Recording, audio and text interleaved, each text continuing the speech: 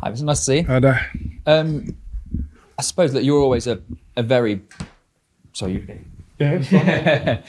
You're always a very positive person, especially when it comes to your team. But how much has last weekend's result and the comeback sort of just given everyone a boost in and around the club as well as the players?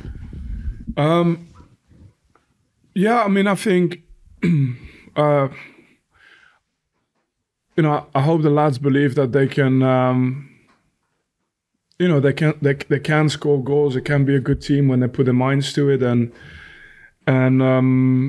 okay, it's some of the things we showed in that game are more of the things we have to show towards the end of the season, and I think it's something we spoke about a lot. But at the moment, it's really it's a result issue for us. In many games, we've shown the same signs as against Fulham in terms of, finishing either strongly or being in the game until the end. But for us, it's really a case of, turning these moments into result. And that's maybe a positive step for this one. So how much of it, saying that, is belief then? The belief that can happen? Yeah, belief is always there. Belief, when we start the championship season, like the start of last season, and all of our players are gone, and you have to gear up for a new season. The starting ingredient of everything is always belief. So that was there at the time. That's there right now, and that's still gonna be there always. And on the side of belief, you need to have a good doses of hard work, and so these ingredients are there. Is nothing about the basics. Need more than belief when you go to Anfield. So what is giving you that optimism that you can get something from this game? No, because it's football. Because things happen in the game, and the starting point of a game like this is always we know. You go to Anfield, you've got to do everything right, and you've got to have a few things going your way as well. So.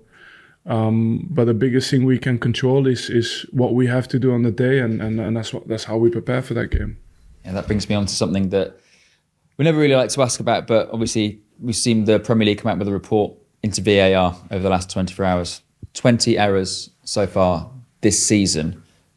I know we've spoken quite passionately about the subject before, but do you feel as though the system's currently working as it should? No, if you've only made 20 mistakes in the whole season, then it's fine, It's something I don't want to get dragged into, because I think I'm in a position now where it's important that we don't seem to be deflecting. I have to be looking at what I can do. I have to be looking at what my players can do, and everything around it. I think if you go back through each and every game, the post-match analysis that we've done, you will see what kind of the trend is in what I've said this season. But to bring it back now, is it's not relevant for me.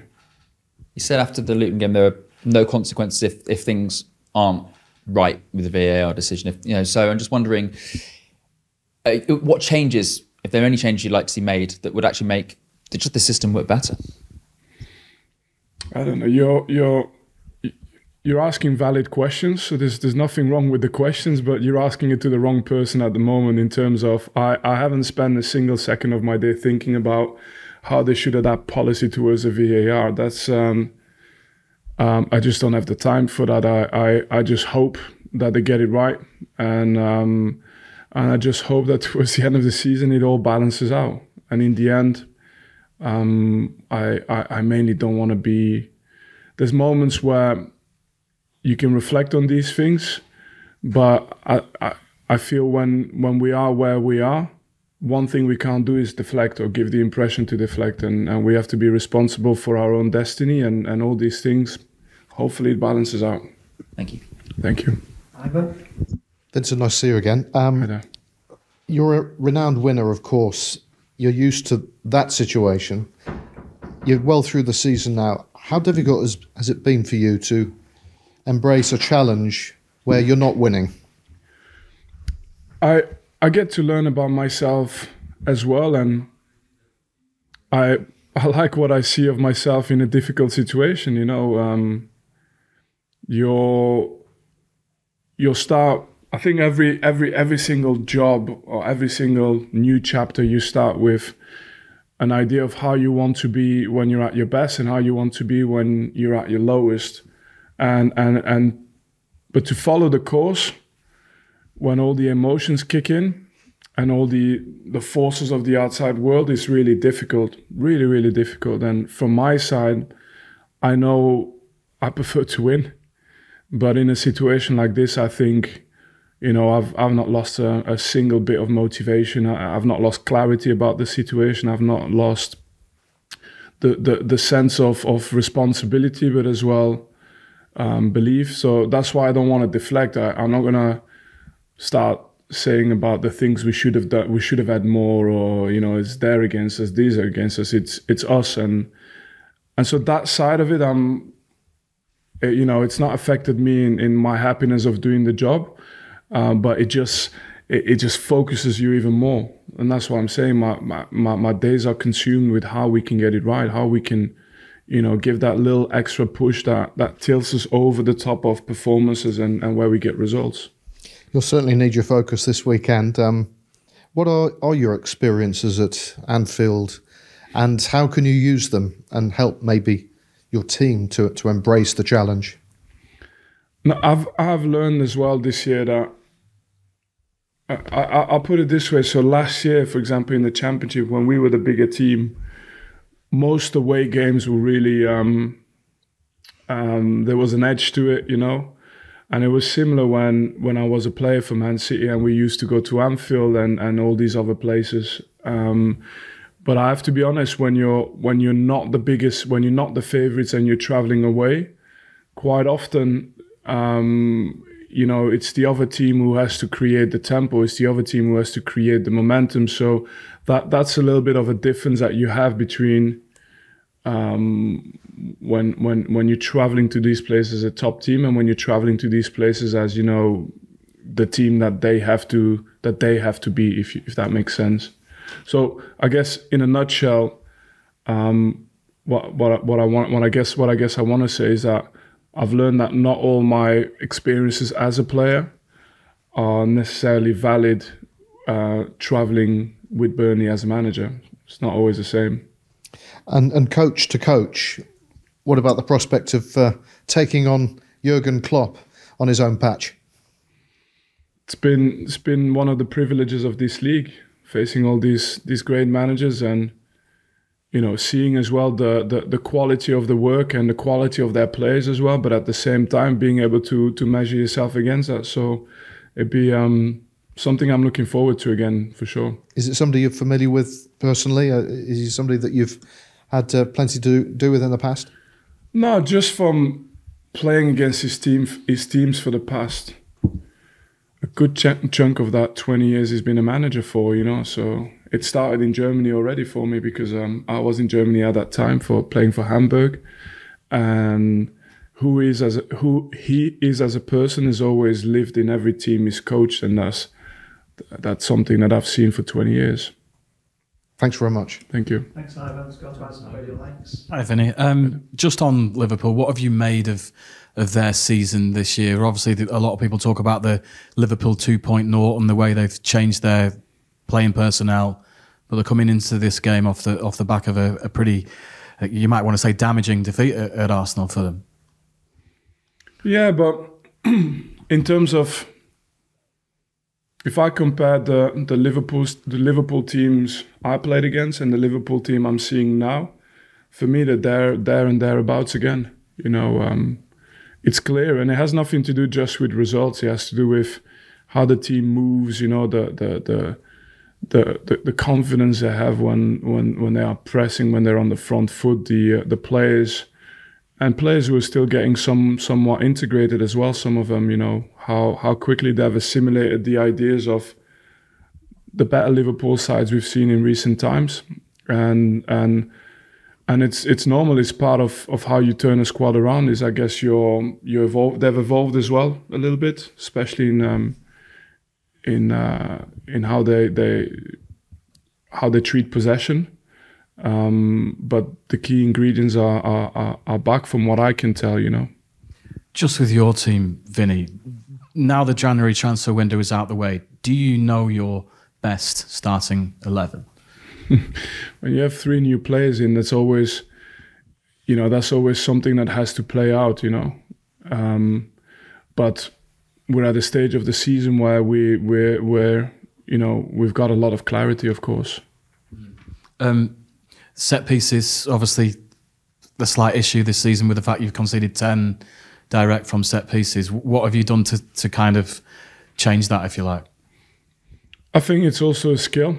I think we put a lot of time into it. It's not for a lack of ideas or a lack of time on the training ground, but it's also a skill. We've had many chances from set plays actually as well. We're one of the most positive teams in terms of chance creation for set plays, but putting it in the back of the net is a skill, and it's no different than other aspects of our game. The key thing is to keep working towards making that progress. It's the only way we can improve it. How much can your system change during a match? It depends. I mean, at your most creative best, you can change a lot. It depends a little bit on how much of the game you actually. There's what I think, because I want to answer the question properly. You really have to have a good understanding of the level of opposition that face each other. So when you're at equal level, at times that little tactical change will make the whole difference.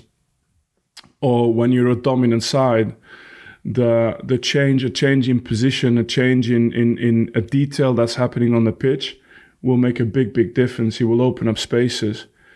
When you're facing teams that are at times stronger than you and have got that little bit more on you, it's a fine balance. That little bit of a change might not be more important than just the principles being solid and the team actually behaving in a collective way. Does that make sense? Yeah, it does. Yeah. It's a big. I mean, you guys have seen it last year. I could have named you 3 or 4 shapes in one half at times. And that's not a problem. It gives you that little bit of an advantage. That's why probably the top teams of this world, when they play each other, that makes the whole difference. For us, when you're facing players like Haaland and you're facing that quality of players, it's more about your collective and how together you keep yourself in the game. Just finally from me, Vinny, how optimistic do you feel about surviving? The margin for error is narrowing by the game, isn't it? Yeah. You've given the answer in your question. No, I told you, for me it's a discipline to not only show belief, to really believe, and to consistently try and still stay on that path that allows you to, I don't know, maybe have a turn of fortune, because it's been at time nothing more than that. And the reality is easy to picture, but I've been long enough in the game to be a part of exceptional achievements, and at times that's how you have to look at it. The opportunity to have an exceptional achievements, but the magnitude of the challenge, of course, it's clear for everyone to see. So there's no reason for me to go and highlight that even more. Thanks, Vinny. All the best for the weekend. Thank you. Hi, Vinny. Manuel Benson's still here, didn't leave last month. What does he need to do now to get back in your plans, and what was your message for him? No, like everyone else, I think my message, not just to him but to the entire team, is that I'm only focused on the team now. I think with everyone I've tried to have the individual approach, because I think it's the right thing to do in terms of making sure that everyone has a chance to have clarity about their future. So that's done. We've done that during the transfer window. Transfer window is done, and now we only focus on the team. So I think we're at a stage of the season as well where we literally want only one thing, is just winning football matches, and whichever name gets us there, I'll be just as happy, you know. Yeah, the three players that have been injured by Declan and Taylor, how are they doing? Any of those likely to be back for this weekend? Yeah, hopefully I'm quite positive on Delcroix and Taylor. We'll see if the final training session goes to plan, but yeah, hopefully it's positive news, but we'll see. Can I just ask about Luka Kolyasho? You did say he might get back at the back end of the season. Is that still on schedule? Is he doing okay? Yes, but with a long-term injury, well, I think he still has a crucial phase to go through, which is, you know, return to pitch. So he's not there yet, so we'll see. Okay, thanks, Matt. Ian, PA Media. Can I ask, David Fofana, prior to the debut at City, hadn't had any football for about a month. Is he ready to start games? Could we see him start on the weekend? It's a good question. I mean, he had some solid game time in the top 5 league in Europe. So, but to be honest, we'll see. Those discussions, I kind of don't want to start them too early in the week. I want them to get through the week and do what they have to do, and then tomorrow afternoon, it's something I will think about further. Spoken about facing Liverpool in the past. Obviously, Manchester City had some very close title battles with Liverpool. You were part of one of them that went to the final day. Yeah, more than one, yeah. Yeah. Do you feel Jurgen Klopp made City better when you were there? Yeah, you have to. That's what happened in these type of title battles. It's, you know, when you've got three months left to the season and you know you have to win your next 15 games or whatever, that you know, it means you treat wins differently. You know, wins are just like one step, because you know you've got 14 more games to win, you've got 13 more games to win, and it seemed to be that way for a number of years. And good, that was my playing days. I'm a manager now, so I have a different focus, of course, but definitely it gets the best out of you. One other thing I wanted to ask. Obviously, we know now that Jurgen will be leaving at the end of the season. You were in that situation when Manuel Pellegrini was going to be leaving. What impact does that have in a dressing room? I don't know. It's not happened once to me. It's happened a couple of times when I was a player. It's different everywhere, and it's difficult to say.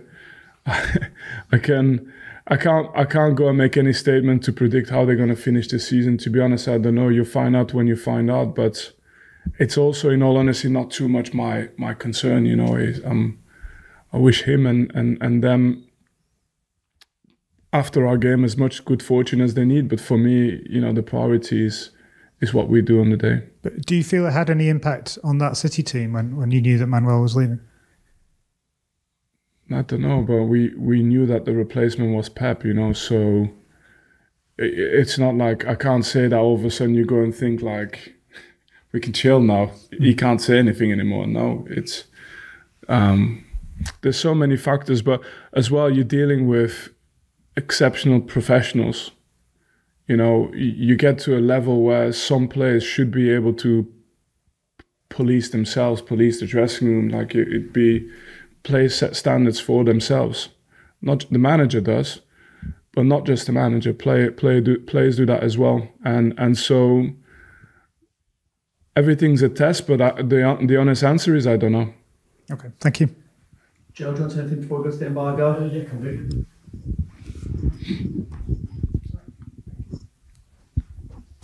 You've mentioned in previous weeks that a loss at the top of the table can be more significant than a loss when you're fighting towards the bottom. Would you say for that reason then that it's maybe beneficial to be playing Liverpool a week after they've just lost? Yeah. Do you know what? Let's frame the thing different. Let's say 2 wins at the top of the table have less impact than 2 wins at the bottom of the table. So we frame it positively. Right. We don't devalue the meaning of a loss. Loss is rubbish. It's not nice, but I don't know. They always say big teams never lose twice in a row. So these guys are there for a reason. But I can't be dragging too much context into it. Like, I'm focused on my team. I know it's a big challenge. They've got a team at home that's always able to perform to the highest level, and I don't want to drag much more into it. It's it's a game where everything has to be perfect anyway for us.